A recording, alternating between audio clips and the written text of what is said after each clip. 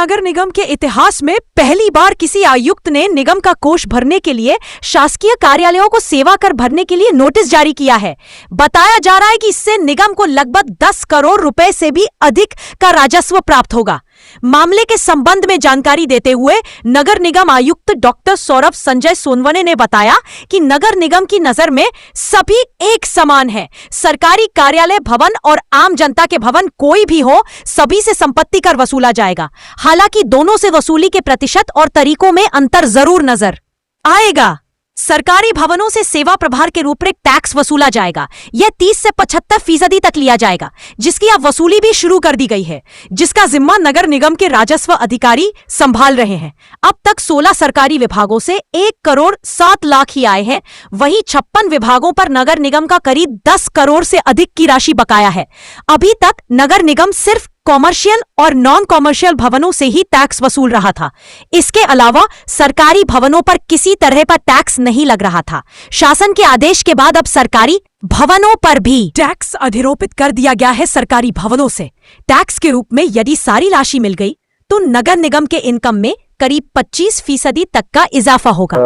तकरीबन 6 नहीं, मुझे लगता है 10 करोड़ से ऊपर का हमारा उनका जो टैक्सेशन है वो सुप्रीम कोर्ट के गाइडलाइंस के अनुसार जो सभी शासकीय भवन होते हैं उनको सर्विस चार्ज देना होता है। उसका विधिवत शुल्क शासन द्वारा निर्धारित किया गया है।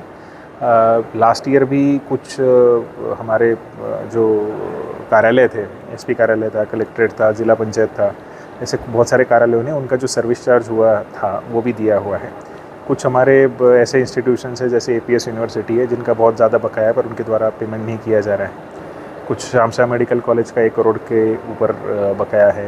Model science college, TRS college, जो हायर एजुकेशन के जो इंस्टीट्यूशंस हैं उनका बहुत ज़्यादा बकाया है। तो हम कोई लीगल ऑप्शंस भी इसमें देखेंगे, शासन से इसमें डिमांड करेंगे कि विधिवत कंपेंसेशन विभाग के द्वारा नगर निगम को किया जाए, ताकि जो एक ऑटोनोमस रूप में हमारा निगम चलता है, आर्थिक रूप से सक्षम और सेल्फ रिलायंट होने के लिए ये कदम उठाया जा रहा है। सर, बड़े बकायादारों ने अगर नोटिस गई है उनको, उन्होंने अगर राजस्व नहीं जमा किया, ऐसे में निगम क्या कार्रवाई करेगा? शासकीय कर्मचारी, शासकीय कार्यालयों के लिए बोले तो शासकीय कार्यालयों के लिए जैसे आपको पता है कि एमपीबी का जैसे रहता है कि उनकी राशि ऊपर से ही कट हो जाती है विभाग से और मिलती है। ज़्यादातर जो विभाग है उनके ऊपर के जो कार्यालय है उनको भी विधिवत पत्राचार कर उनकी उस हेड में जो ओपन हुए हैं उसमें राशि लेकर वो नगर निगम में ट्रांसफ़र करने का पहले प्रयास किया जाएगा।